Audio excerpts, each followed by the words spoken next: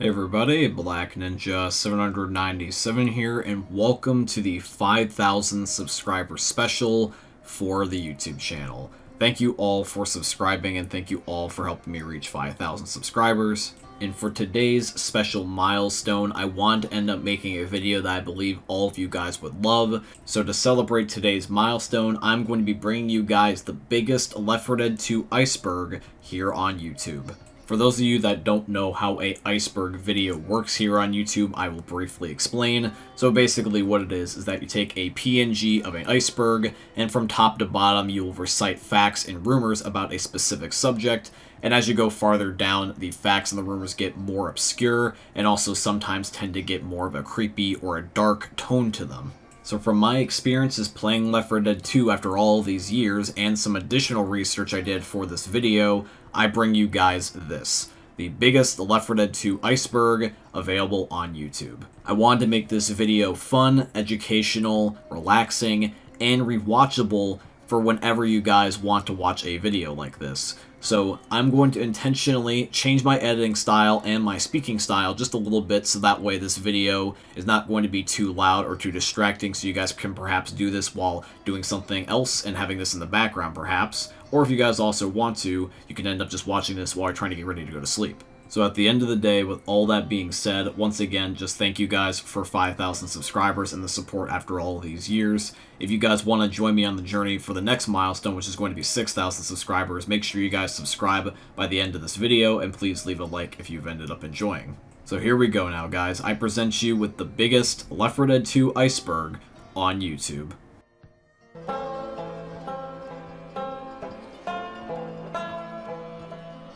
Left 4 Dead 3.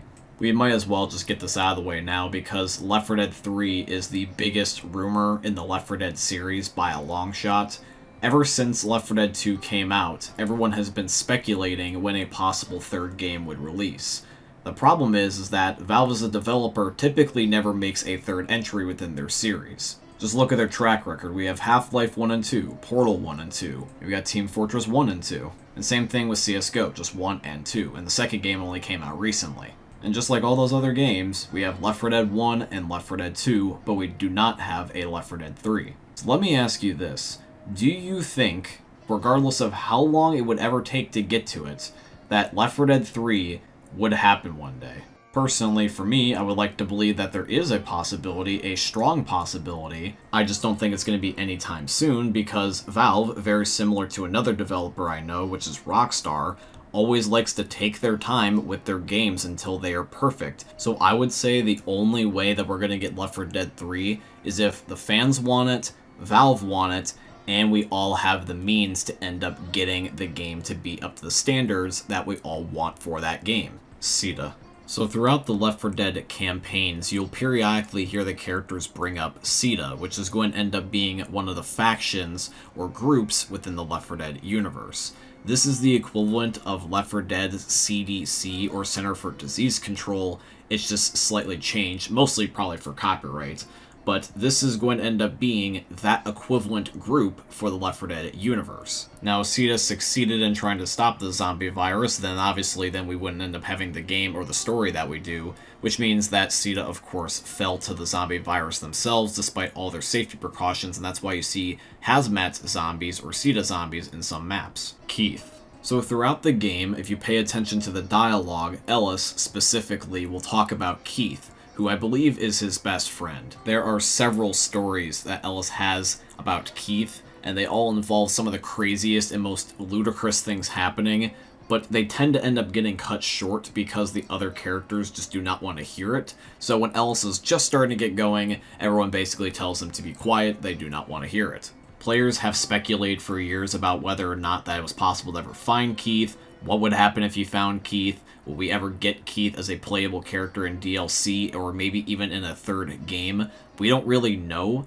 but Keith is a very interesting character despite not actually ever appearing in the game once and only being explained throughout dialogue. Midnight Riders. The Midnight Riders are a rock band within the Left 4 Dead universe. They are featured mostly within the map Dark Carnival, where you end up actually fighting on their concert stage in order to end up escaping via the helicopter. You can also get an Easter egg within the map just before Dark Carnival, canonically called the Passing, where if you end up timing it just right, you can actually stumble across the Midnight Riders tour bus driving on the road. Special Infected. There are 8 Special Infected within the Left 4 Dead universe. There's the Charger, the Hunter, the Spitter, the Jockey, the Tank, the Witch, the Boomer, and the Smoker. These special zombies are a result of 2 things: the results of the Special Infected having certain lifestyle habits while they were still human, and second of all, the green flu virus mutating over time. So for example, it'd be very likely that if the survivors were not immune, somebody like Bill, for example, would turn to a smoker specifically because of the fact that he uses cigarettes. Green flu. Circling back to CETA here for a second, the green flu is what CETA decided to name the virus. They mostly want to name it a flu so that way there wouldn't be widespread panic, but look how far that went. And in addition to that, it also just makes sense why they would name it a flu, because they didn't entirely know what this was at first. It only took 2 weeks to get to the end of the world within this universe. 2 weeks. You guys remember how fast and sudden COVID felt? Imagine that, but 10 times worse, and that was the Left 4 Dead universe. Last Stand Update. The Last Stand Update was the last big update that Left 4 Dead 2 got 4 years ago in 2020. This update included some brand new weapons, it included a brand new map, brand new survival maps, brand new scavenge maps, brand new achievements, and it also fixed some horrible bugs and glitches that were still within the game years later. It also put in unused and cut content that was in the game's files that were just never available to the public unless you were just messing around on PC and getting them out of the files, but now they're just in the default game, which is just super cool. This single update, even though it might seem small, will forever have a special place within my heart because it's the very reason that my YouTube channel is not dead. I have been on YouTube since 2010, with this being my oldest and first channel, so this channel has been around for a long time. But it didn't get remotely any views until 2020 when I started uploading content on this exact update. And because of that, I am forever grateful because this update allowed me to be able to meet you, the person watching this video right now. Had this update not come out, or if I just chose to not make videos on it, I don't know if I would have met you. And that's a really surreal feeling to think about. My hope is that if this ever is the last update that we ever get for Left 4 Dead 2, that the game will still thrive off of mods, and hopefully end up opening the door for a Left 4 Dead 3 to finally come out one day in the future. RIP Jim French. Jim French is the voice actor for Bill within Left 4 Dead, and he unfortunately has passed away. Doing some research on Mr. French, what I ended up finding out was a minor summary of his life via this one article I found. He was a veteran of World War II. He produced Imagination Theater, which was a radio drama. I believe that this must have been a hobby that he ended up doing on the side. And from what I can find in this article, the only games he's voice acted in was in Left 4 Dead 2 as Bill. He played Grigori in Half-Life 2, and the Elder Titan in Dota 2, which are all games by Valve. It sounded like he honestly had a pretty cool life, and I don't know if he truly realized how many people he ended up impacting in a positive way through his characters. So Jim French, I just want to say is thank you for ending up creating one of the best characters in video game history with Bill. Back 4 Blood. Back 4 Blood is a game that is developed by Turtle Rock Studios with the intention of it being a spiritual successor to Left 4 Dead 2, i.e. being Left 4 Dead 3. Unfortunately, for a variety of different reasons, this game did not end up appealing to quite a lot of players, and most Left 4 Dead players dropped the game only after a short amount of time because it wasn't what they were expecting. Looking back at it now, with the benefit of hindsight, I think the main reason why this game failed is because of the fact that most players wanted Left 4 Dead 3, but they didn't get Left 4 Dead 3, they got Back 4 Blood, which is not the same thing. Yes, it's developed by Turtle Rock, who did make the original Left 4 Dead. It's just that the problem was that since Valve now owns the IP for Left 4 Dead, Turtle Rock really couldn't do anything with the Left 4 Dead ideas that they once had that they know worked. They had to develop new stuff from scratch, and unfortunately this led to Turtle Rock trying way too many different things trying to attempt to appeal to everybody,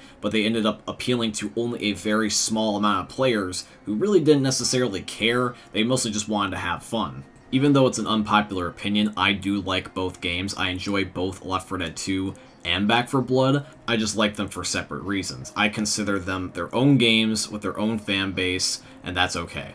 Left 4 Dead 2 boycott. Yes, believe it or not, there was a boycott of Left 4 Dead 2 at one point. Now, the reason for this is because back in 2008, even though Left 4 Dead 1 was super successful, shortly after the release of Left 4 Dead 1, just only a few months later, Valve announced Left 4 Dead 2 for a sequel game coming out in 2009. This angered some fans to even the point of refusing to buy the sequel just because they thought it was a cash grab and that Valve was releasing a sequel way too early. There's some developers that end up having titles release really quickly one after the other, but for Valve it was almost unexpected, out of character if you will. Fans already paid $60 for Left 4 Dead 1, and they didn't want to pay another $60 for Left 4 Dead 2 just less than 1 year later, especially if that meant they were going to abandon the first game, which some fans thought. Now see, the funny thing is that how poorly this boycott has aged, because if you end up going to this Steam thread and you end up looking at the accounts of the people that were participating in it, some of these exact people that were saying don't buy the game are playing the game right now on Steam. I even heard a joke once before where someone said because Left 4 Dead 2 got so much backlash for releasing so soon after Left 4 Dead 1, that Valve saw that feedback and was like, okay, let's wait as long as possible to make a sequel to Left 4 Dead 2, and that's why we still yet to get Left 4 Dead 3. Left 4 Dead 2 survivors die. Some fans, including me, think that at the end of the Parish campaign, where the Left 4 Dead 2 survivors get picked up by the military, that unlike the Left 4 Dead 1 survivors, there wasn't as happy of an ending, and a lot of fans are guessing that the Left 4 Dead 2 survivors somehow ended up getting killed. This could be for a variety of different reasons. The military could have tried to test on them, and that could have resulted in them dying that way. They could have had it where they were trying to escape, and there was a shootout, and they ended up getting murdered trying to escape. And they could also end up having a third scenario where the special infected didn't necessarily infect them, but the place might have got overrun, and they just got killed by being beaten to death. It sounds very grim, but think about it logically. If you were the military, and you ended up having the Left 4 Dead 1 survivors escape on you, when you needed them, when you were ordered to end up getting as many survivors as you can, and possibly hopefully get a cure from them, and you let them escape, are you going to let that happen twice with another group? Here's hoping that they didn't exactly die. Maybe we end up getting a third ending where they don't necessarily leave, but they also don't get killed. Maybe they join the military. That'd be kind of cool. It's at least a more optimistic ending, but we're never going to know. All 8 survivors. So within Left 4 Dead 2, there's 8 playable characters, or 8 survivors to play from. There is Lewis, Francis, Zoe, Bill, Ellis, Nick, Coach, and Rochelle. All of these characters have their own unique personalities and lore that you can listen to via voice lines. Here is a very short description of all 8 characters that I can give. Let's first talk about Lewis. So Lewis is a happy-go-lucky character who really tries to stay on the positive side of things despite things being so bleak. Before the apocalypse, he just used to work a stereotypical 9 to 5 and was a business guy. Next is Francis. If Lewis is the yin of the group, then Francis would be the yang. Francis tends to see the negative in things, even to the point where it's become kind of a meme that he quite literally hates everything, because Valve added in a voice line for him complaining and saying he hates everything he pretty much comes across in-game. However, though, despite this, Francis does still care deeply about the group. It's just that he's trying to put on a tough guy persona, given the fact that before the apocalypse, he used to be a part of a biker gang group, and is even a criminal to a certain degree. Next is Zoe. Zoe is the youngest of the group, at most likely around 18 years old. Zoe was in college around the time that the apocalypse happened, and was pretty much struggling to get anywhere next to a good grade because she was mostly focusing on horror movies and scary material throughout college. One night when Zoe and her parents are having dinner together, a zombie breaks into their house and bites and infects Zoe's mom. This results in Zoe's mom becoming a zombie and ending up attacking Zoe's dad. This results in Zoe having to shoot her own dad so that way he doesn't turn to a zombie just like her mom.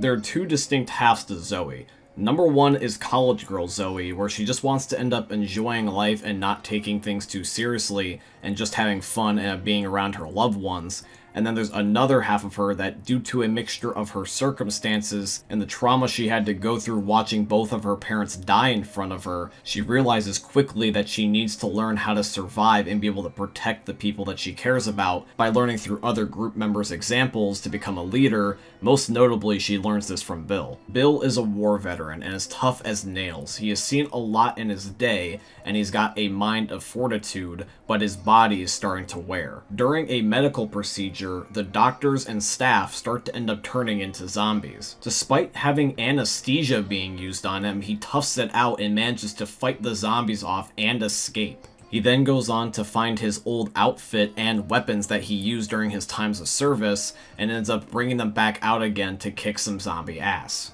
Throughout the campaigns, Bill starts to get very close to his fellow survivors, and most notably Zoe, who he sees as a daughter figure. Ellis, in a way, is very similar to Lewis, where he is the happy-go-lucky one of the Left 4 Dead 2 crew, and one of the most notable times he's really happy and go-lucky is when he ends up remembering stories about his friend Keith. Before the apocalypse, Ellis used to be a car mechanic guy, and due to the outfit that he sports in-game, it's most likely that the apocalypse happened during one of his working shifts. There are 3 subject matters that could essentially summarize Ellis in a nutshell. His friend Keith, talking about Zoe, who is his crush from the Left 4 Dead 1 crew, and then Jimmy Gibbs Jr.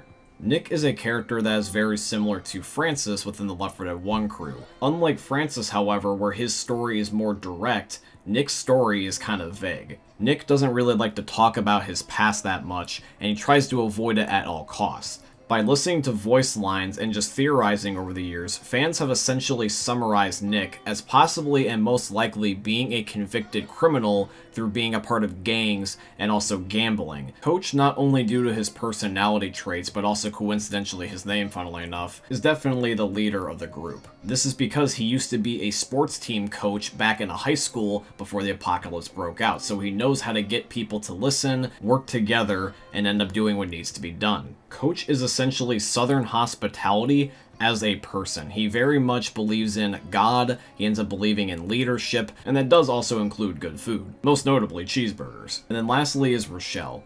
Rochelle can essentially be summarized in one word: divisive. I truly believe there's a lot of fans that either love Rochelle or can't stand Rochelle. This is due to the type of backstory that Rochelle gets for her character. Before the apocalypse, Rochelle used to be a news reporter. Because of this, Rochelle knew about certain zombie types ahead of time and was able to inform the rest of the group, which was massively helpful to them. Not only that, but she's also familiar with landmarks and can identify where some safe zones are so that way the survivors can seek rescue. Rochelle can be very sweet and affectionate sometimes. She can be very, very loving towards Coach, Ellis, and even sometimes Nick when he doesn't even necessarily deserve it. However, though, she can also be very sassy at times, once again most notably towards Nick. Based off this description, Rochelle doesn't sound necessarily that bad of a character.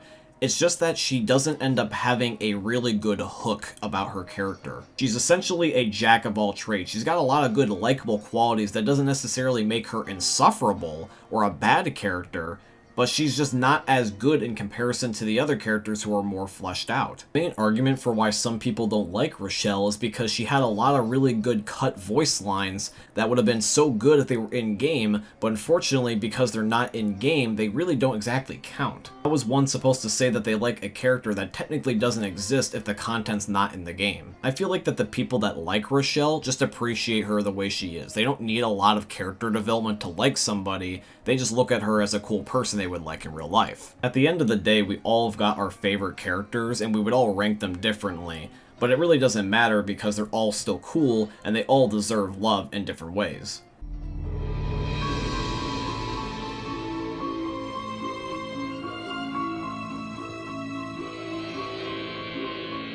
Still Alive song. In Left 4 Dead 2, you can sometimes stumble across a jukebox that you can actually interact with and play certain songs on them.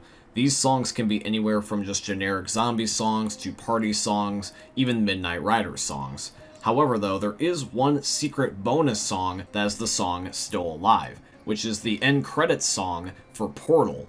I would like to play the song for you, but every time I've tried to do that before in the past, I always get a copyright claim on my videos, so instead of doing it this time, I'm going to rather just link the video within this description. Riot Shield.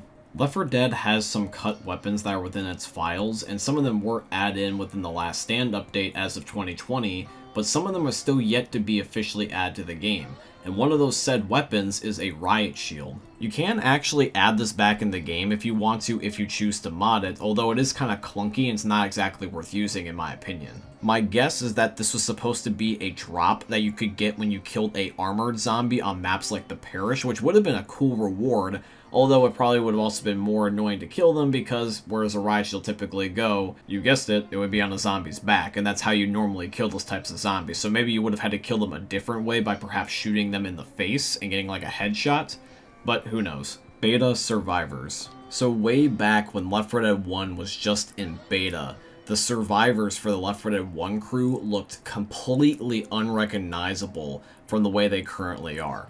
They used to actually look like this. The only one that looks somewhat like their current self is Bill, but Zoe, Francis, and Lewis all look like completely different characters. Zoe 3 hands. So in the loading screen for No Mercy in Left 4 Dead, you can actually see that Zoe has a third hand sticking out of her wrist. I'm not exactly sure if Valve was just unaware of the mistake, or if they rather just would not end up changing it because it's not necessarily worth their time, although it is kind of funny noticing this mistake. Lewis and pills. One of the biggest memes for Left 4 Dead is Lewis and pain pills. Unlike every single other character in the entire game, Lewis, in a weird way, is strangely excited every single time he stumbles across pain pills in-game. The Left 4 Dead community has unironically made a characteristic of Lewis possibly being that he's a drug addict. This meme was so popular just within 1 year of Left 4 Dead's release that when the following game came out, in Left 4 Dead 2, within the Left 4 Dead 1 map remakes, there is a sign you can find with this exact same joke. Bill's name. So Bill's name is not actually the way you think it is. William Overbeck. He just chooses to go by Bill instead of William. In my opinion, I feel like this is a smart decision because Bill looks more rather like a Bill and not like a William. It would feel weird calling him William. Screamer. The Screamer is one of the cut special infected in Left 4 Dead, and we will be addressing the other ones later on in the video, but I wanted to specifically address the Screamer for now because this is the most famous of all the cut specials. The Screamer is supposed to look along the lines of something like this. It was supposed to end up being a man that ended up being in a straitjacket and turning into this psychopathic type of zombie design. The gimmick that the Screamer was going to have was that he was supposed to alert nearby special infected if he ended up seeing a survivor. So if you were running around the map and the Screamer saw you, he would retreat and yell at the top of his lungs, alerting other zombies to your position. This was supposed to be another special infected that worked out like the Boomer, where it sicked other zombies on you, but it was eventually scrapped because it was very problematic. Nobody really liked the idea of trying to chase down a zombie constantly, having to kill it so it didn't summon in more zombies. The idea would eventually end up resurfacing, however, several years later because Turtle Rock Studios decided to repurpose this idea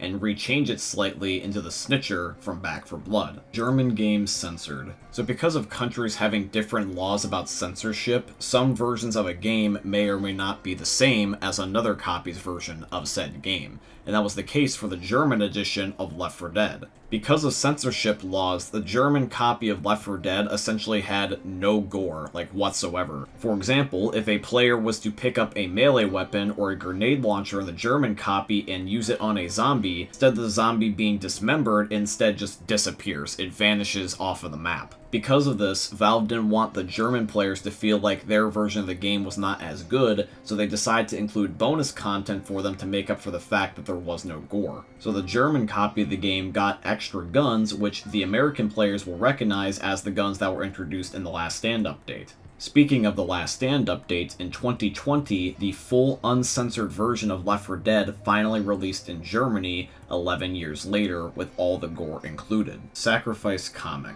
Via a quick Google search, you can very easily find this, which is the Left 4 Dead Sacrifice comic available on the Left 4 Dead website. And via this online comic, you can end up not only getting the backstory of the original Left 4 Dead 1 crew, but you will also end up getting an animated version of the Sacrifice campaign, telling the story of how Bill ultimately met his end. It also clarifies what happened in between the campaign's Blood Harvest and the Sacrifice. This doesn't take long to get through the entire comic at all. It's only going to take you roughly about 20 minutes, I would say. So if you guys want to get more Left 4 Dead lore, it's definitely worth the read. Gnome. One of the strangest but yet oddly entertaining Easter eggs that Valve has ever introduced into their games is this little guy right here, Gnome Chomsky. Gnome Chomsky is a garden gnome that is just in Valve's games for not really any particular reason. He's featured in Half-Life, Left 4 Dead, and Gary's mod. You can find Gnome Chomsky in Left 4 Dead 2 if you end up going to Chapter 2 of Dark Carnival, the Fairgrounds, and end up playing a shooting gallery minigame where you can win him for 750 points. And bringing Gnome Chomsky all the way with you to the very end of Dark Carnival will get you the achievement Garden Gnome, where you end up rescuing him by taking him on the helicopter with you. But this isn't the end of Gnome Chomsky, because his most recent adventure was in 2020, when he ended up getting shot into outer space. No, this isn't a joke. Literally, Valve 3D printed Gnome Chomsky in real life and sent him into literal outer space. This was done for a charity event, and they even ended up creating an achievement in Left 4 Dead to celebrate this event called Gnome Alone, and you get this for just simply booting up the game. Witches like sugar. In the campaign Hard Rain on Chapter 2, there is an abundant amount of witches that are roaming around the map. The YouTuber While Such Gaming, a very famous YouTuber within the Left 4 Dead community, made a video back in 2018 talking about the witch and why he believes that they're roaming the sugar mill so much. Because it's theorized that the special infected end up getting certain traits based off of their previous lifestyle habits as a human, it is believed that the reason that the witch is roaming the sugar mill in high numbers is because of the fact that they possibly had anorexia.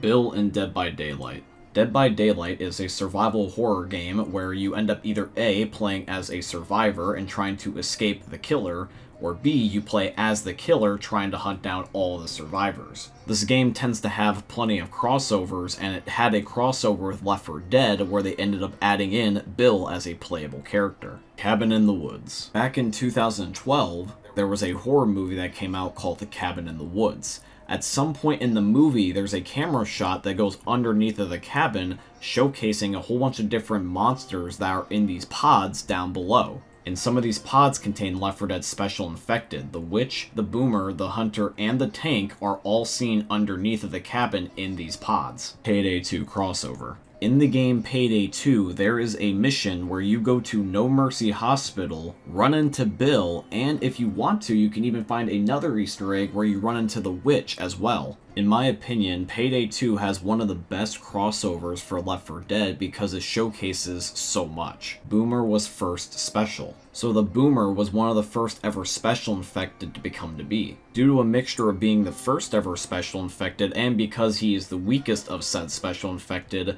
this is why that Sita was able to capture a Boomer to not only test on him, but to create Boomer Biles. And this is why the zombified versions of Sita agents end up having Boomer Biles on their waistbands, and you can pick them up off of the ground when you've killed them. White Lie. White Lie is a SFM series that is created by the YouTuber Lone Wolf HBS and is very popular amongst the Left 4 Dead community. In terms of Left 4 Dead fan creations, this is without a doubt one of the best. I have watched the entire thing from beginning to end, and if you guys like this type of stuff, you should check it out. It's worth the watch. Ratman. So this is at the point in the video where now we're going to circle back to talking about Cut Special Infected, and the next one we're going to talk about is one that we call Ratman. This is some concept art of Ratman and what he possibly could have looked like. My guess, based off of the concept art, is that he would have shot rats out of him and then had those rats attack you, which would have been very disgusting but oddly cool. Meatwall. Meatwall's concept art looks like this, which just looks like a more grotesque and fat Boomer. Unlike Ratman, I'm not too terribly sure what Meatwall was supposed to do. He could have been like another Boomer and just vomited or shot something at you, or he could have been another boss zombie like the Tank and the Witch. Maybe perhaps he could have functioned like Left 4 Dead's version of the Ogre from Back 4 Blood, where he's just this ridiculously tall zombie that's essentially unkillable. Leaker. Now, unlike the other Special Infected throughout the video so far, I don't think a concept art of the Leaker exists. So for at least the leaker, I'm going to choose not to include concept art, but let's talk about him. So the leaker was supposed to end up being a special infected that would injure you by exploding. He works very similar to the boomer. In fact, he actually is so similar to the boomer that, believe it or not, when you want to go into the game and try to re-enable the leaker through console commands, when you spawn in the leaker, it's just a model of the boomer. Claws. Claws was supposed to look like this, which is definitely one of the more creepy cut special infected. I'm not too terribly sure what he would have done, but you guys can let me know what you think he would have done in the comments down below. Hellhog. Still a special infected, however though slightly different. The Hellhog was supposed to end up being a zombie animal that was in the Left 4 Dead universe, but this was ultimately scrapped. Because Call of Duty Zombies came out with World at War in 2008, which was the same exact year as Left 4 Dead 1, perhaps they ended up cutting this special infected idea as to not end up having competition with COD Zombies because they already had a zombie animal via the Hellhounds.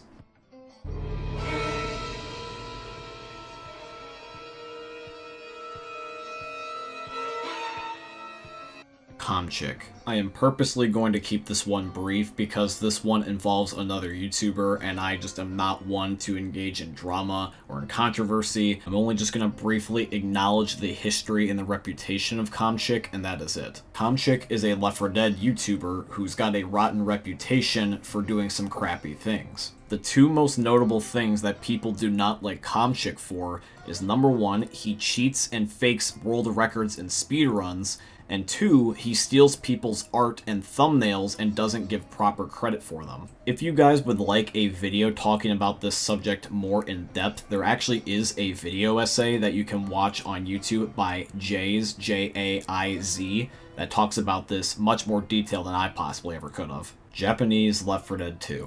From 2014 to 2017, there was a Japanese version of Left 4 Dead that was available as an arcade cabinet. I'm not even joking, this actually is a thing.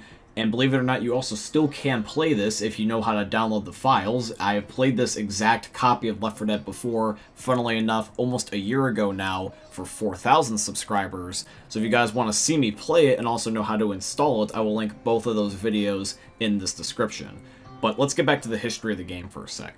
So basically, long story short, the Japanese community was really not big on PC gaming at the time, nor consoles. So if Valve wanted to create new fans within the Japanese market, they would have to make the game appeal to Japanese audiences. So Valve made a brand new version of the game that had its own unique features, such as its own unique Japanese cast, its own unique guns that are only available in this copy, and even has some special events that you could have played at the time with custom game modes that didn't exist before. For fans of both my Call of Duty videos and my Left 4 Dead videos, an analogy I can give that would make sense is saying that the Japanese copy of Left 4 Dead 2 is the equivalent of the Chinese version of Call of Duty Online. It's basically the same idea. Purple Francis. Purple Francis became to be because there was a time where people ended up hijacking the wiki and basically vandalized it by just spreading misinformation everywhere. And one of the main jokes, or one of their main things that they put on here that was fake, was the legend of Purple Francis. Purple Francis is not an alternate version of the main character Francis. He is quite literally his own character according to this description. He is his own person with his own backstory and his own personality. Even though, yes, it sucks that the wiki was basically messed with, you gotta admit that this is kind of funny. I mean, the fact that this character had so much detail and time and thought put into it, I'm just impressed at the dedication, because this is something that would have to take hours to do, and it's just funny how that this guy makes something sound so convincing out of just complete nonsense. Back for more. Supposedly, before Left 4 Dead 2 got its official name, it was originally going to be called something completely different. It was supposed to be called Back for More, and was supposed to feature the original Left 4 Dead 1 cast killing zombies once again. Now, of course, this never happened. Left 4 Dead ended up getting Left 4 Dead 2 as its official sequel name, but it would have been kind of funny having a game called Back for More, considering the fact that the spiritual successor of Left 4 Dead is called Back for Blood. The only difference is just the very last word. Hunter cut abilities. So there is a timeline where the Hunter is the best special infected in all of Left 4 Dead, because he had 2 cut abilities that would have been completely broken, especially in versus mode. I have a photo of one of these unused abilities, and one of them is going to be the fact that he used to be able to hang upside down, which allowed him to be able to stalk you much easier than just by being on a ledge or on the ground. And the second one is that if he stood still for a little bit, he could cloak and basically go invisible. So Valve, are you trying to tell me that the Hunter was Spider-Man before the apocalypse? Zoe's second voice actress. Have you guys ever been playing Left 4 Dead and sometimes noticed that Zoe's voice sounds slightly different? It sounds a little off, it doesn't quite sound like the same person? Well, there is a legitimate reason for that, because the voice that you normally hear, the one you most likely are to associate with Zoe, is the voice of Jen Taylor. This is Zoe's main voice actress. But Jen Taylor wasn't the first pick to be Zoe's voice actress. The original voice for Zoe was supposed to be done by Alyssa Glidwell. Now, even though Valve decided to go with Jen instead of Alyssa, Alyssa already recorded some voice lines for Zoe, and Valve either chose to not redo them with Jen, or they just forgot to remove them, so that is why sometimes Zoe sounds a bit off, is because you're hearing Alyssa's voice and not Jen's voice. Here are all the voice lines that I could find that were done by Alyssa. Alright guys, there's a boat on its way. Okay, the helicopter's coming. Okay guys, help's on the way. Help's coming guys, we just need to last a little longer. Okay, there's a plane on the way! Okay, guys, I called for a truck. I gotcha. I was worried there. Now get up, come on. We gotta keep moving. Reloading! Now, even though Alyssa didn't end up becoming the main voice actress for Zoe, she did end up becoming the face model for Shell within Portal, which is still kinda cool. Nick's past. So this is completely open to interpretation because we don't know definitively about Nick's past. It was always left vague. But we have a pretty good guess. It's most likely that Nick is some sort of convict or somebody that ended up getting in trouble with the law, very similarly to Francis, and his sins or his crimes can be anywhere from gambling all the way up to murder.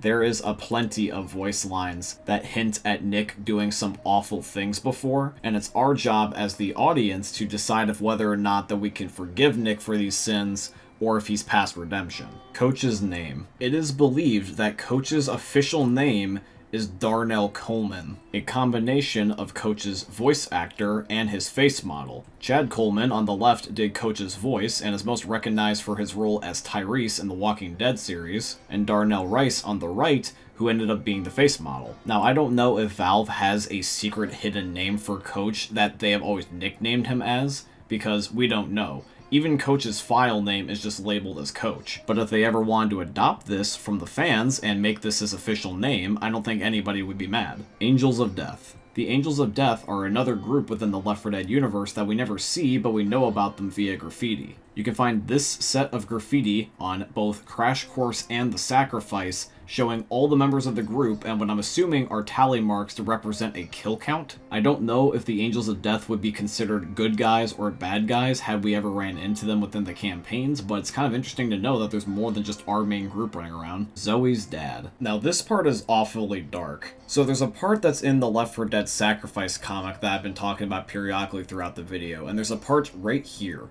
where when Zoe and Bill are being interrogated by the military, one of the doctors explains how that the gene to be immune comes from the dad's side. This means had Zoe not shot and killed her father, her dad might have survived being bitten by her mom. Meaning, unfortunately, that Zoe unnecessarily killed her own dad.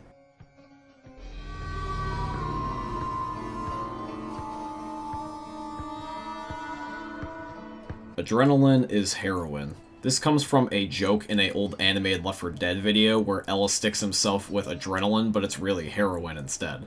Francis and Nick gang. So Francis ends up having a tattoo of his biker gang, which is going to be Hell's Legion. But Nick also ends up having a ring with the exact same logo. So the Left 4 Dead community has assumed that these two just know each other and are part of the exact same group.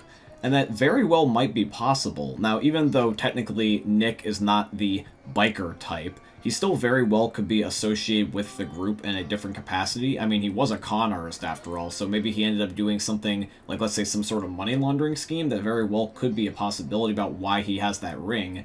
because why else would he have the ring? Plants vs. Zombies. In the passing campaign on one of the chapters, there is graffiti that is quoting Crazy Dave, who is a main character in the Plants vs. Zombies games. Left 4 Dead 2 movie. If only this were ever a thing, I would kill for a Left 4 Dead movie adaptation. We were close in 2 different instances. So the first reason is because J.J. Abrams, who is a director, is said to be good friends with Gabe Newell. J.J. wanted to end up making some of the Valve games into movies, and this would include Left 4 Dead. Unfortunately though, for fans, these ideas have been put on the back burner and have not materialized. And the second time that this almost happened was because of the cabin in the woods thing we talked about earlier. Because Left 4 Dead zombies were in those pods down below the cabin, people assumed that a Left 4 Dead movie was going to be coming. But those plans also got scrapped because of financial problems. Purgatory. So one of the 2 big things when it comes to media that people like to propose as theories, the first one is, it's just all a dream. The other big one is that people want to say this takes place in hell, or it takes place in purgatory. And I mean, sure, you could say that because there is some biblical references in the game, which we're going to talk about later, but I honestly don't think so. I feel like if it was to, it would be a cop-out. I'd like to imagine that these are not dreams or purgatory, that these are instead just a fictional universe where this legitimately happens. Very rarely does the, it was all a dream, or this takes place in purgatory or hell idea tend to work out good. Hidden Dark Carnival Zombie. So on the Dark Carnival version of the main menu loading screen, in the background there is a zombie that has its own unique eye color separate from the other zombies, and these ones are glowing neon yellow. A couple years ago when I ranked Left 4 Dead Easter eggs, I did include this as a Easter egg within the video, because I had no idea if this was a different zombie type that was in the game and I just didn't recognize him, or if this was a cut zombie and was left in as a Easter egg. Now within this same video that I'm talking about right now, I did have a couple people leave a comment saying that they thought it was the clown zombie because the clown zombie has the same yellow glowing-ish eyes. And the more I think about it, the more likely that that is the case. It probably was just the clown zombie in the background and it looks like a different zombie, especially given the fact that if I look at the background screen, I can see the same sort of receding hairline that the clown zombie has, which I didn't notice before when I originally made my ranking Easter eggs video. Valve game Easter eggs. Within Left 4 Dead, you can find Easter eggs to other Valve titles such as Team Fortress 2, Half-Life, CSGO, and also Portal. These Easter eggs can be found by props that are lying within the map. These can be voice lines that are triggered when a character interacts with something, and each of these little Easter eggs are a nice cheeky nod to Valve's other titles, which if you're a fan of these other titles, this will make you smirk because you'll end up getting a kick out of seeing another game you may or may not like reference within Left 4 Dead. Of all these different Easter eggs, 2 of them that are my favorites is the Gordon Freeman Easter egg, where you end up getting all the different golden crowbars within the Last Stand update, and the second one is hearing the song Still Alive on the jukebox, which is the end credit song for Portal. Chicago Ted. Chicago Ted is a person that has graffiti within some of the Left 4 Dead 1 safe rooms, and he has some of these cheesy quotes, but some fans like it and they think that Chicago Ted might be this epic badass Michael Bay survivor guy, which he could, but we never see him in game, so we'll never know. Chicago Ted could be a guy that's just mouthing off and blowing off some steam, or he might be this epic zombie-killing machine. The game is biblical. Because of some voice lines that involve religious stuff, fans have wanted to draw a parallel between that, and some want to believe in, once again, something similar to the Purgatory idea, where that the game's events were meant to happen because hell was basically unleashed on Earth, and this is supposed to be a reference to the Bible somehow. Like the Purgatory idea, I don't think that this is the case. I think that this is a unique approach, but I would like to believe that the game wasn't trying to take a biblical approach, although to be fair, if a real-life zombie apocalypse did actually happen one day, I think that there would be reasonably so some people saying that it's the end of days.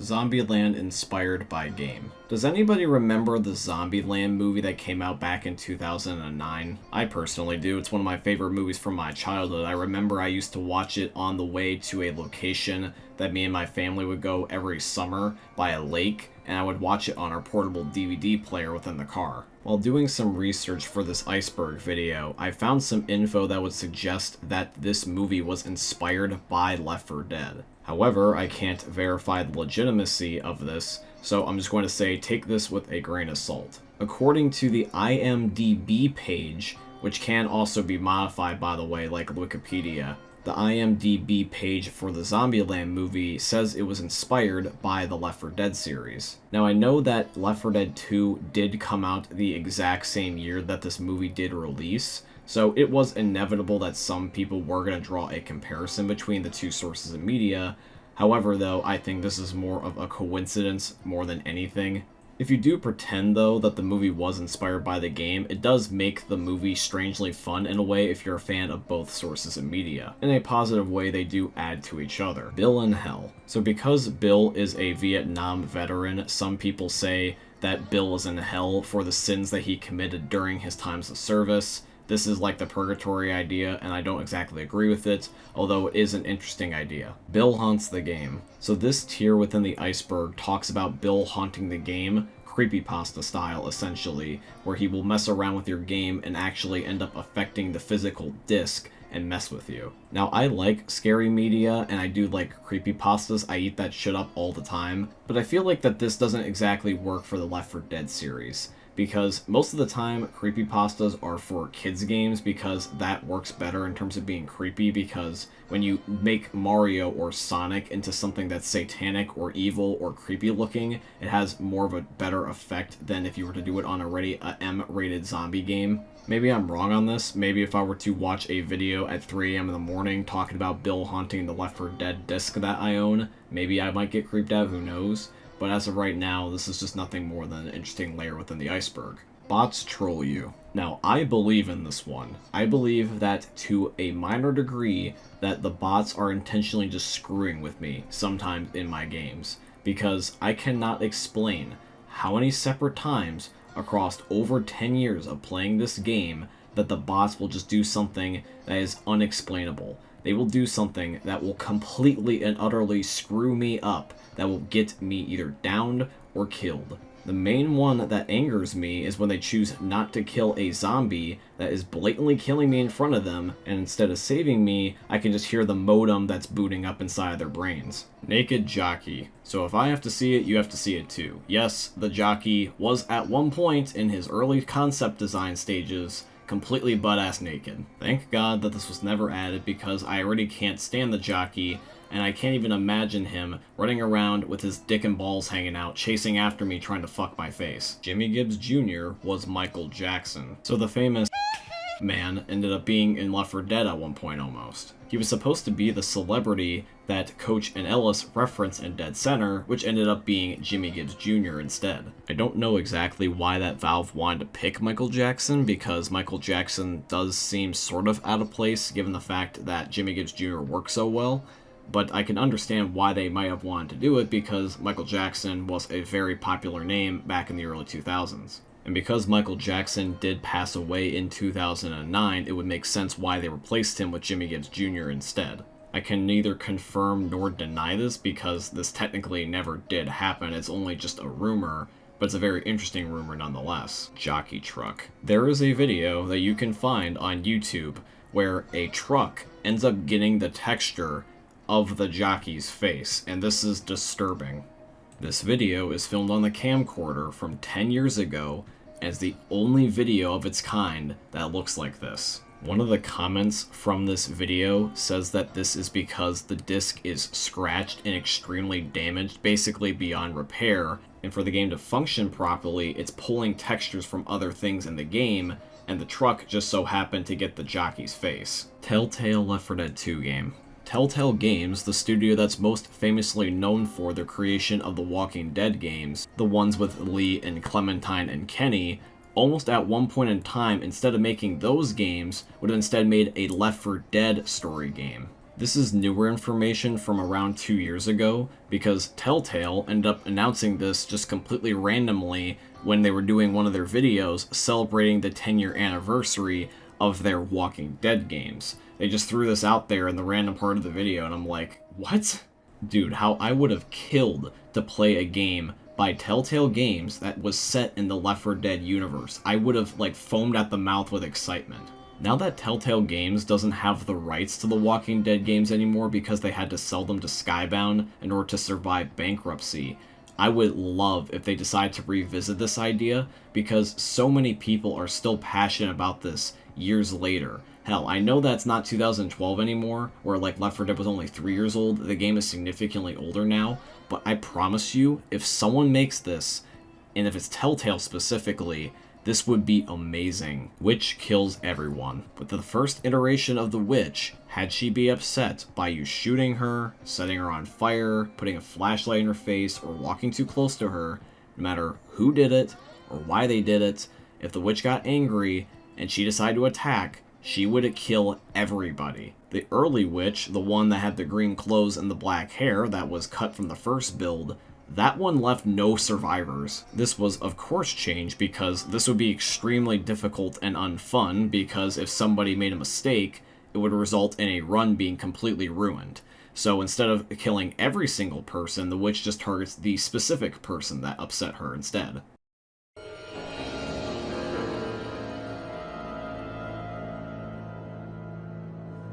Dark Carnival's second ending. Well, more rather, this is a cut ending rather than a second ending, because originally in Dark Carnival, instead of escaping via the helicopter by activating the concert, you would instead end up helping out a hippie, and he would use the Midnight Riders tour bus to allow you to escape. I'm not even making this up. I'm actually going to play you guys some cut voice lines where Nick was ending up interacting with said hippie, and you guys can kind of put two and two together on how you imagine this conversation / ending would have gone. We can jump to the monorail tracks. Get on the monorail tracks.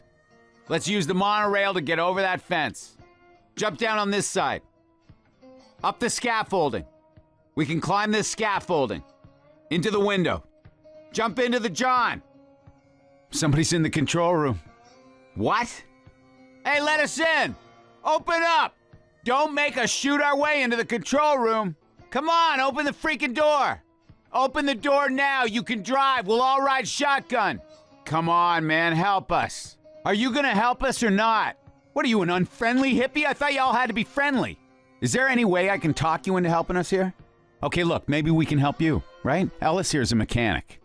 No one else is alive here, okay? There's gotta be some kind of deal we can work out. Just name it, anything. I am going to regret saying this, but sure. What do you need? Okay, that's a start. What do you need? Okay, we'll do it. Sure. Why in the hell not? Yes, we'll do it. Wow, that's really cool. I'm sure Dusty will be honored. I bet he's got a working shower in there, and he's not even using it. Always a stinking hippie. I swear to God, it always comes back to making a stinking hippie happy. I don't think we have a choice. There's the bus! There's the tour bus! Get into the garage! Get to the garage! He kept his word, let's go! Into the garage! Garage is open! Let's go! Just go, he isn't coming with us. Goodbye, my hippie friend! Goodbye, Mr. Hippie! This could have been just as good of an ending to Dark Carnival as the current one. The Midnight Riders tour bus being the escape vehicle would not only make sense, but it would just be cool. It would be hard to explain how they got to Swamp Fever, but we could just say that they ended up getting a helicopter off screen, and then they went to the Swamp Fever campaign. No Mercy Skybox. According to some people, No Mercy Skybox used to look different than the way it is now. This is in a very early build of Left 4 Dead. This is supposed to be before I think even the first game officially came out, so this is somewhere between 2006 and 2008. Now, this right here is the best possible image I was able to find in regards to this old skybox, which is supposedly a screenshot from an old IGN video before the first game came out. Now, unfortunately, I don't know what the original skybox was supposed to look like, so I can't verify if this image is real or if this is just something that a fan made. but this image is the only one that I can find that's different enough to include within the video, because every other image I tried to find to talk about this ends up looking super similar to the existing skybox, so I can't verify if whether or not any of those images are real. Hell, I can't even verify if this one is real. It just looks different enough that was the only one I decided to include within the video. Rated R mods. Because this is the internet and people think it's funny to end up doing terrible things sometimes, because the Steam Workshop allows people to hypothetically create anything, there is some people that have decided to make some horribly just beyond messed up mods for Left 4 Dead 2, and some of them are so bad that I can't even say what they are, and some of these people should just be in jail for the fact that they created these things. So when you're on the Steam Workshop trying to download mods for Left 4 Dead, just be extremely careful what you download or run into. Liminal spaces. So liminal spaces are kind of hard to describe, but I'm going to give you guys an example that is a definition of a liminal space that you probably have experienced at least once before in your life. Do you guys ever recall staying after school well past the normal hours and it was around nighttime, and just the idea of being at school during the night just seemed uncomfortable or different to you somehow? Like, nothing explicitly changed, it's just the time of day, but the difference of the time of day all of a sudden just makes you feel off, and this is a definition or an example of a liminal space. It is when an image provides an emotion that makes you feel different than what you were expecting to feel while looking at that image. Some people may experience this due to the engine of Left 4 Dead, and you most likely will experience this on the maps No Mercy and NSenr, because being in an abandoned hospital or an abandoned mall when you were expecting to see tons of people is just an off-putting setting. Special Infected hate Ellis. In the Left 4 Dead 2 intro cinematic, Ellis just gets bullied by the Special Infected, the jockey lands on his head, the spitter ends up attacking him and Rochelle while they're hiding behind cover, there's another part where the charger rams through a house and slams him into the ground, and at the very end a smoker grabs him as he's trying to get into the elevator. The Special Infected just seem to hate Ellis and only attack him within this trailer, unlike the other survivors. Green flu was fake. Even though it's called the Green Flu by CETA within the Left 4 Dead universe, this is much more than a green flu. This is a green plague, and it's killed pretty much the entire population of the Earth. In-game, CETA probably called this a green flu instead of something worse because they didn't want people to panic, but ironically calling it a flu probably made people not take it so seriously, and leading people to believe that it was fake. Bill knew the witch was dangerous. In the intro for Left 4 Dead 1, some fans were surprised on how quickly Bill was able to act on his feet and know that the witch was a threat, considering the fact that they had probably never run into a witch before at this point. And I have two reasons about why I believe that Bill was able to end up knowing that the witch was a threat so quickly. Number one is that he automatically just assumed the worst because of how suspicious it looks in his experience within war. And then secondly, which is probably the more readily apparent one, is that the flash of the lightning showed the witch for a solid second, and you can see things like her razor-like claws and her pale skin.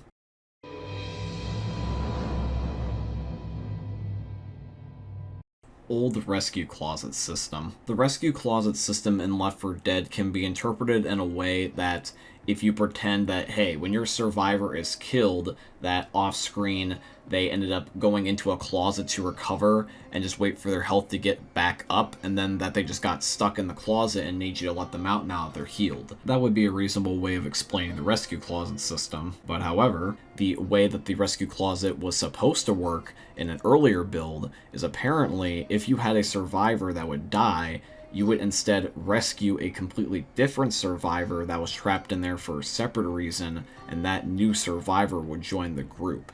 This idea could work, but it would be hard to pull off, because unlike just saying, hey, you know, my survivor didn't really die, I mean, he died in-game for gameplay purposes, but in storyline-wise, he just went to a closet to recover, that would make more sense. But if you're trying to say that it's a completely different person, how would you explain that they look alike? You know what I mean? The second one just seems too complicated, unless you wanted to make like multiple survivor models. Hidden message in Midnight Rider song. I have tested this idea before in an episode of Mythbusting Mondays.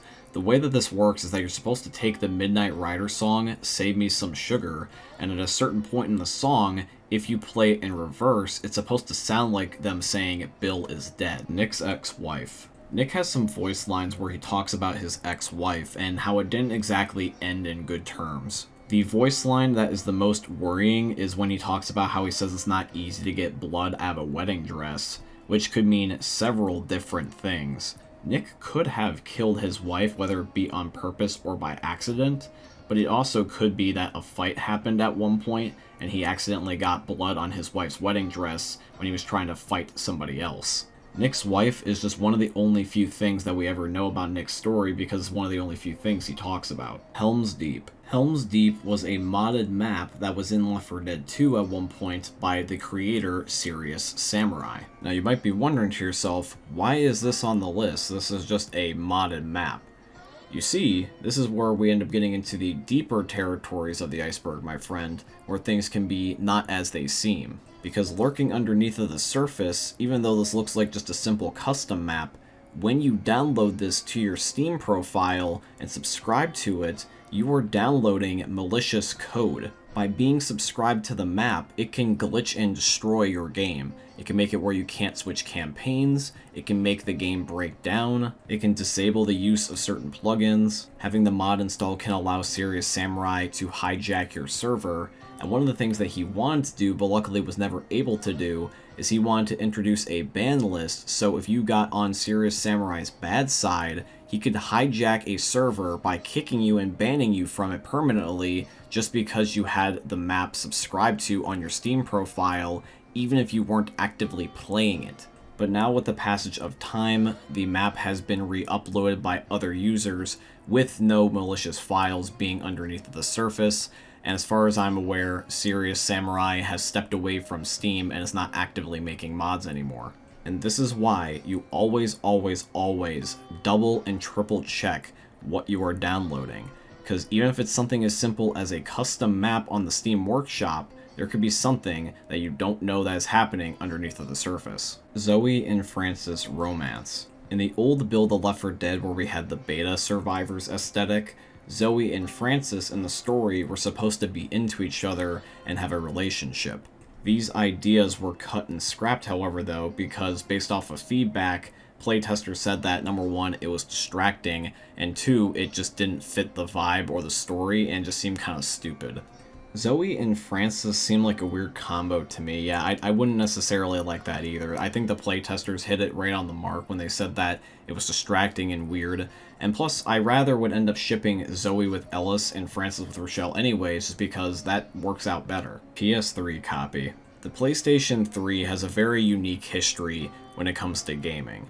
From the perspective of developers, this thing was hell, because it was very hard to develop games for that console. This is why many PS3 games are not available on modern platforms, and the only way you can typically play them is via emulation. This frustration for developers also was the case with Valve. Valve did not like developing for the PS3, and that is why Left 4 Dead only came out on the Xbox 360 at the time. Now, despite not liking developing for the PS3 did get some Valve titles. This is mostly because of the Orange Box, which had a compilation of things such as Half-Life, Portal, and Team Fortress 2.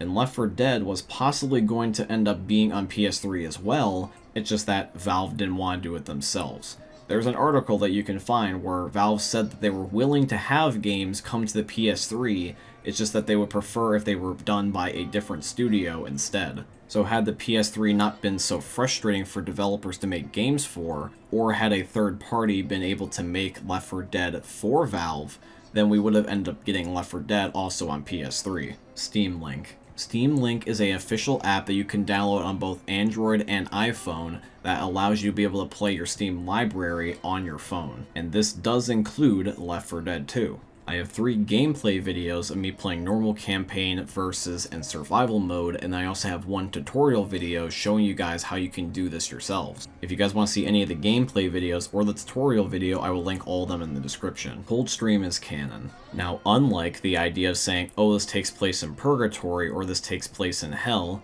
Something I'm more willing to accept and I think is somewhat cool is saying that something takes place in a different timeline, which is where this idea comes from. Some fans, including myself, think it's completely fair and acceptable to say maps that are not made by Valve, such as Coldstream and Last Stand, the one that was made by the community, that those ones are just in a separate timeline, and that's why certain events were able to happen, such as Bill being alive. Some fans want to imagine that the military ended up trying to screw the Left 4 Dead 2 crew as well, and then they ended up escaping just like the Left 4 Dead 1 crew, landed in Coldstream, and then they just started to rinse and repeat the cycle of trying to escape to no avail. This is not confirmed by Valve themselves, but it is something that I think that they should adopt, because if they're never going to make Left 4 Dead 3, because it's been so long, the doubt starts to sink in eventually, I think that they should end up adopting this. Hidden map. By using the command console and typing in map tutorial _standards, you are going to boot up a secret map hidden in the game files. The map is pretty much the embodiment of what it says it is. It is just a tutorial, hands down. This was probably most likely for the devs to test features for the game and make sure that they work properly. This almost always happens in most games, but the fact that you can go in here yourself and be able to explore it on your own is really cool, because it feels like, ooh, special secret, I'm not supposed to be in here type of thing. And it's not just one room where you can barely walk around. This is a decent sized map where you can run around and do things. It's like its own mini chapter of a map that never released. It contains guns, it contains zombies, it contains a panic event. Eventually there will also end up being a rescue that you can call. This is its own map, but it's a really good tutorial of how the game functions as well. I don't necessarily know why it had to be its own map. Maybe it was just that way everything was right next to each other all at once and the developers didn't have to spawn things in or use no-clip, which does make sense. But then there's also some random things that I just cannot explain, like why is there a subway tunnel right here for no reason? Now if you use this command, you can load into the parish, but it's not going to be the normal parish, it's the parish but broken. And then this command right here will spawn you into a giant stadium, which my guess is that it was a cut finale.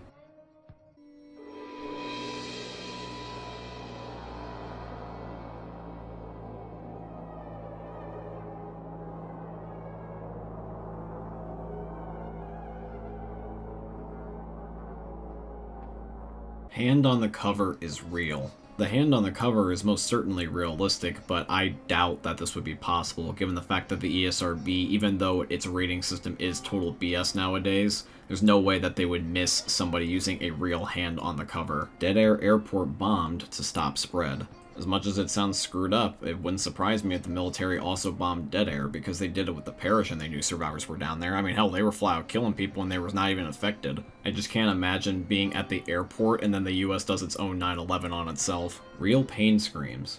Now, if one of the characters was being portrayed by Tom Cruise, and Tom Cruise wanted to go full-on dedicate like how he always does with his movies, but doing his own stunts, I can totally see him going full masochist and be like, listen guys, instead of fake pain screams, I just want you guys to beat me up and I'll give you real pain screams. I mean, can you imagine that conversation? Guys, we need to get friendly fire damage, and Tom's like, okay, I'll do it, just shoot me. It's just like, Tom, we legally cannot shoot you. Please stop asking us. Mods were a mistake. If it was the best damn mistake that they have ever made. Zombie kids. Very rarely do developers include zombie children or just children in their games in general to avoid possibly getting controversy, and in Left 4 Dead, there's no zombie kids anywhere. Now, despite how obvious this is not the case, there are some people that say that the jockey could possibly be a zombie kid because of the way he looks.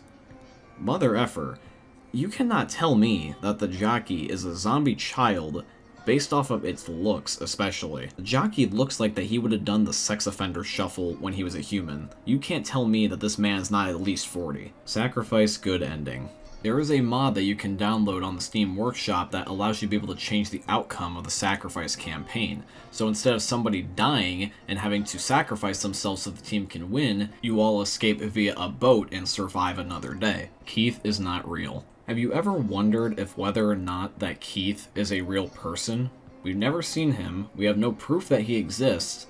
All we know is that Ellis keeps saying all these crazy stories about him. So is it possible that to avoid a psychotic break, that Ellis has made up this fictional friend to keep him from going insane during the zombie apocalypse as a way of coping?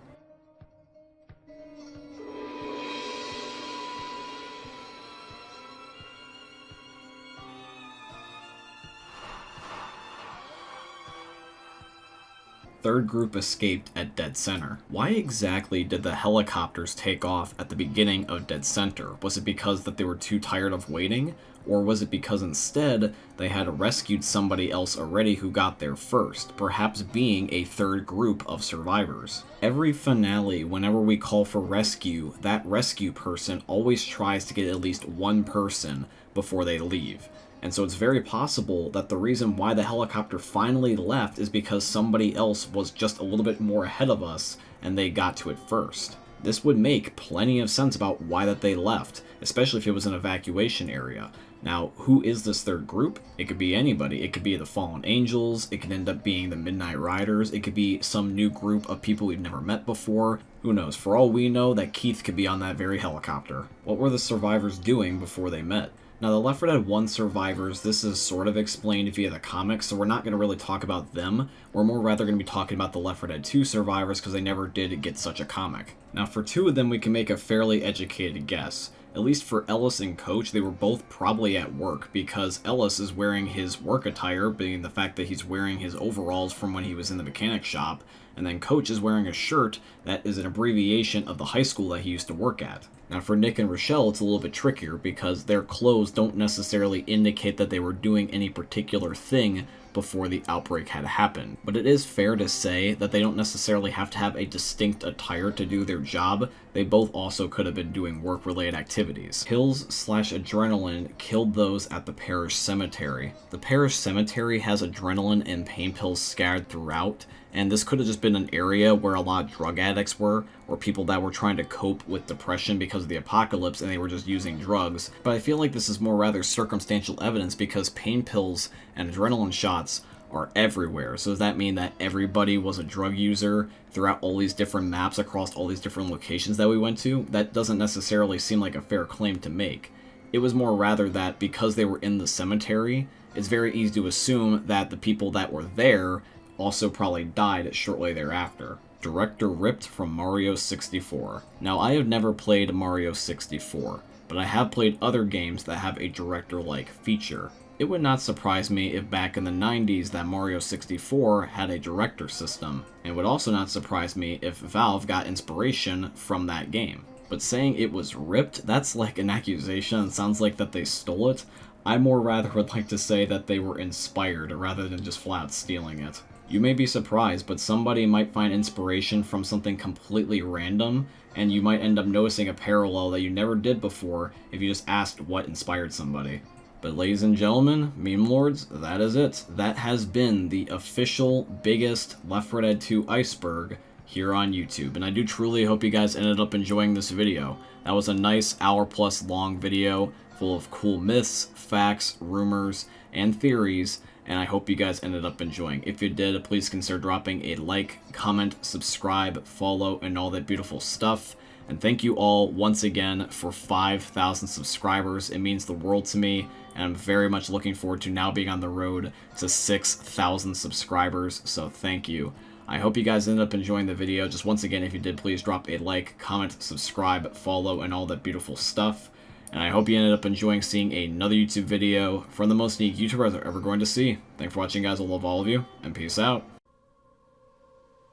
Hey, meme lords. Jesus here. And you better have enjoyed that video there by the Eternal God Daddy Ninja. You should probably subscribe too, or the mighty Moab will come for your balls. If you enjoyed the video, you might like it too. And give me the memes. Flash, bang, boom!